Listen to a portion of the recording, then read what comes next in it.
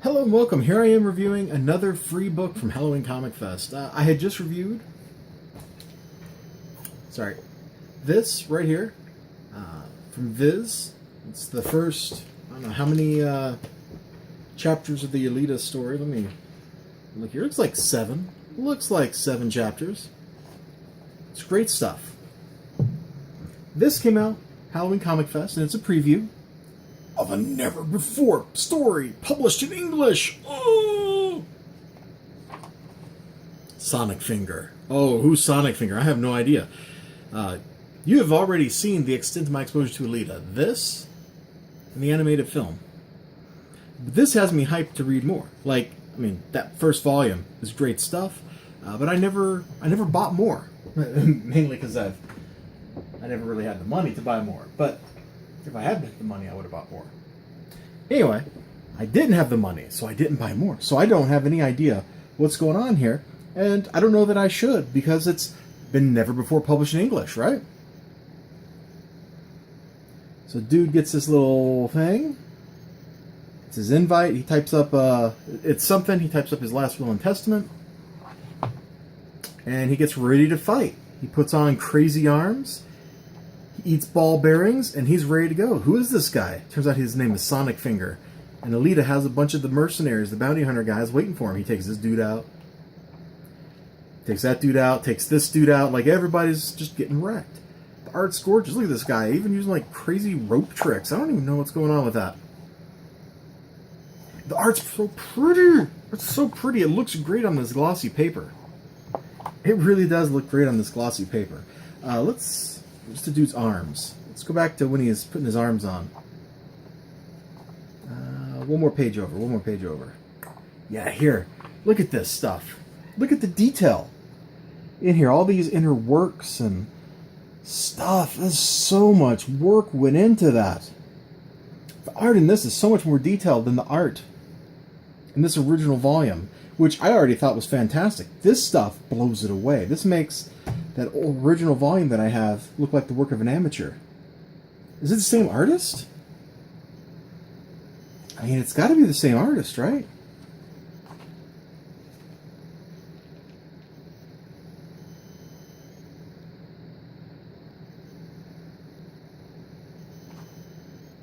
Oh, I don't know. Anyway, there's lots of just great, quick little fights in this story. This is just a wonderful free pickup. And sure, like most free comics you get, whether it's Free Comic Book Day or Halloween Comic Fest, it's meant to sell you a product. Check that product out. Oh, retail price $179. That's a little out of my price range. Whew. Oh boy. Yeah, that's a little out of my price range. But it makes me want to pick up some of these other volumes. Like, get more of the story. It did its job. Just look here. Look at the expressions on his face. Looming. Silent. He comes in. Gets him. He's gripping. See the exertion. He's holding on. The other guy, like, his face, it basically remains mostly impassive, but even here, like, you can see the strain, the struggle. He's got these little action lines on his face. The dismay.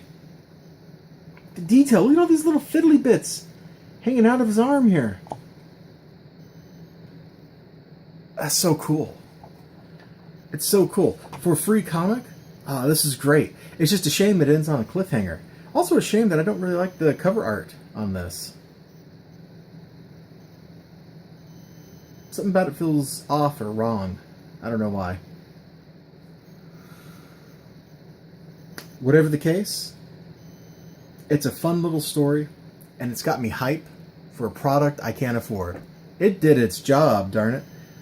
But what it does have me ready to go do is just look and see if I can find not necessarily this set, but just more Alita comics in general. More volumes.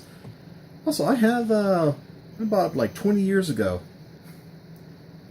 those volumes. I think they still look exactly the same as what they're advertising right here.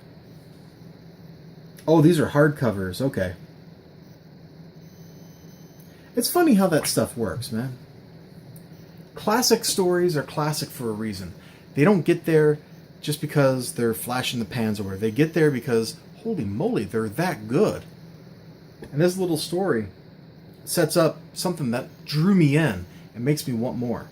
The art's good, the writing's good, it's fast-paced, it doesn't waste any story beats. We learn just enough about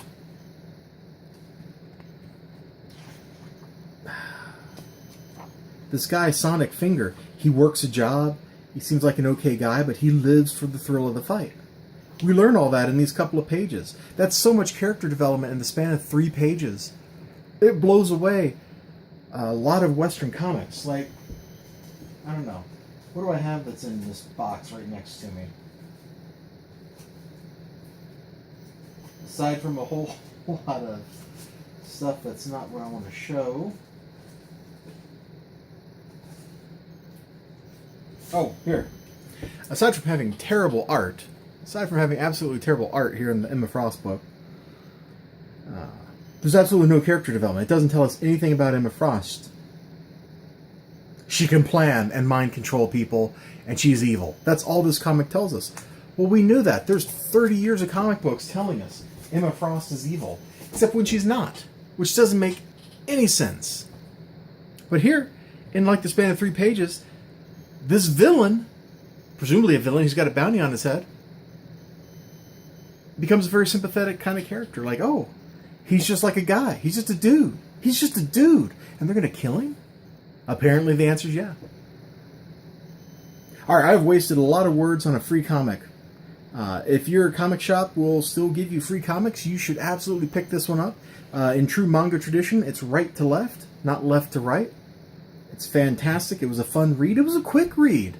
As soon as I picked it up, I couldn't stop reading it. I could not stop reading it. That's a sign of a great story. You all have a great day. Remember to like, comment, subscribe, and I'll see you next time. Bye-bye.